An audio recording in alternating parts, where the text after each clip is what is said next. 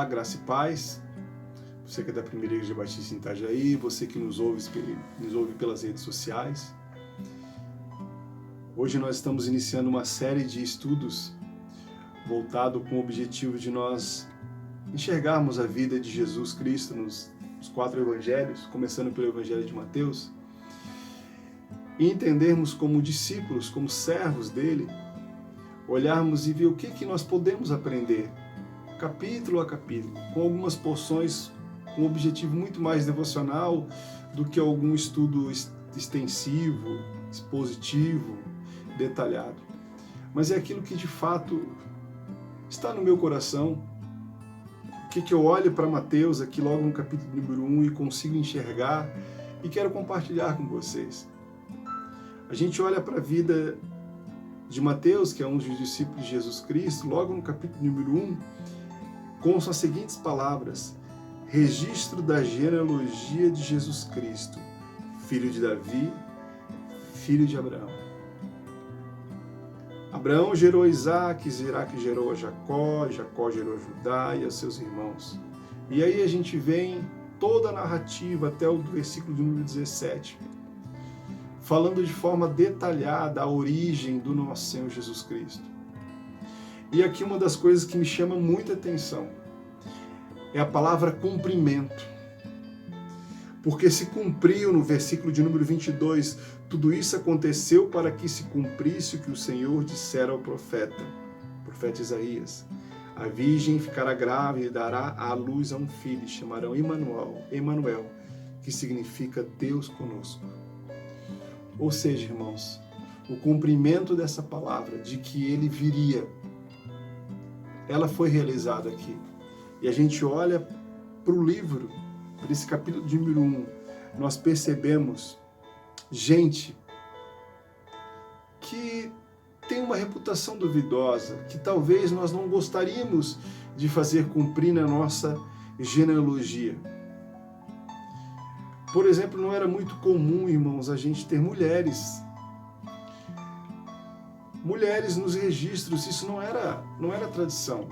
Você ter o registro de mulheres relatando, os escritores bíblicos não faziam isso. E hoje aqui a gente nota que Raabe, uma prostituta, ela foi constada na genealogia de Jesus Cristo. A gente olha uma mulher camponesa, Ruth, e a gente vê que o nosso Jesus, ele rompeu essa barreira. Os judeus ficavam muito preocupados e tinham essa preocupação de saber quem que será o nosso Salvador, quando é que isso vai se cumprir.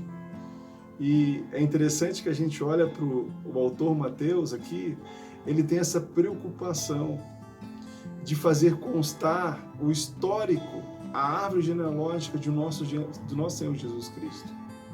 O que era muito comum na tradição de vários estudiosos de Israel, guardarem vários documentos para saber qual é a origem do seu nome, de onde que você veio. Isso era muito comum, a gente percebe ao longo de toda a Bíblia. E o nosso Senhor Jesus Cristo, ele tem uma história. Ele não veio do acaso. E essa história do Senhor Jesus Cristo, com gente que, por exemplo, a gente olha para o rei Davi, um grande homem, mas que teve a sua mão manchada de sangue.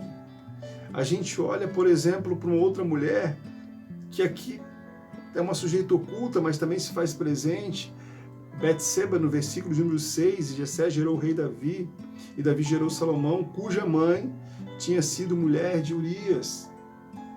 Ou seja, a gente percebe de que não é muito significativo, se você parar para pensar, ter gente que aparentemente não deveria constar aqui. Mas eu lhe falo uma coisa, que é aquilo que está no meu coração. Na genealogia de Jesus Cristo tem espaço para todo mundo. Tem espaço para pecador. E a gente olha, se você notar ao longo da Bíblia aqui, por exemplo, a gente olha para um personagem bíblico aqui, chamado Acais, que queimou seus próprios filhos vivos, e está aqui na genealogia de Jesus. a gente percebe de que no versículo 17 mesmo nos fala, assim houve ao todo, ele explica, né, detalhadamente esses últimos versículos, do 1 ao 16, assim ao todo houve 14 gerações, de Abraão a Davi, 14 de Davi até o exílio na Babilônia e 14 do exílio até Cristo.